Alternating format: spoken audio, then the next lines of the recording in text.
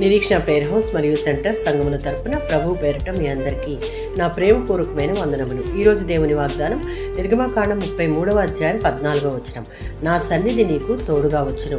నిర్గమకాండం 33వ అధ్యాయం 12-14 వచనాలలో మోషేతో చేసిన ప్రార్థనను బట్టి దేవుడు కరిగిపోయి తన నిర్ణయాన్ని మార్చుకొని మోషేతోనూ ప్రజలతోనూ కలిసి వెళ్ళడానికి నిశ్చయించుకున్నాడు.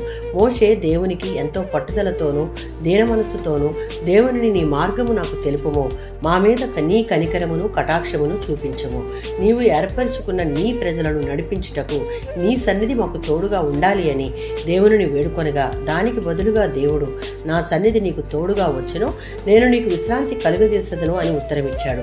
ఇక్కడ మోషే అన్నిటికంటే దేవుని సన్నిధిని ఎక్కువగా ఆశించాడు.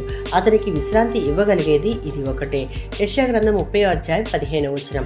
దేవుని వైపు తిరిగి నిశ్చింతగా ఉంటూ ఆయన మీద నమ్మకం ఉంచడం, ఆయన సన్నిధిని ఆశ్రయించడం అనేది మన యొక్క రక్షణ భద్రతలకు మార్గం. సమస్త సమయాలకు సందర్భాలకు సరిపోయే నియమం అని మనం గమనించాలి. అలా చేయుటకు ఉండుటకు మనం ప్రయత్నించాలి. మన ముందు ఏ పరిస్థితులు ఉన్నా దేవుని సన్నిధిలో మనం ఉంటూ మనకు సాధ్యం కాని ప్రతి సమస్యను ఆయన పాదాల చెంత పెట్టి ఊరకుండి నమ్ముకొనుట వలన మనకున్న ప్రతి బలహీనతను బలంతో నింపుతాడు. దానిని మనం గ్రహించి ఆయన యందు సంపూర్ణ నమ్మకం ఉంచే వారంగా ఉండాలి.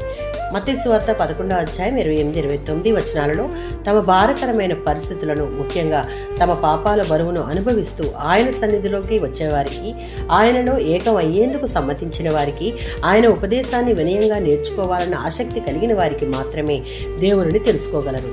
దేవుని సన్నిధి వారికి తోడుగా ఉంటుంది. తద్వారా వారికి వారి యొక్క ప్రతి పరిస్థితులలో కావాల్సిన రక్షణ, భద్రత, విశ్రాంతి, విజయాన్ని ఇచ్చే దేవుడు మన దేవుడు. ఆమేన్.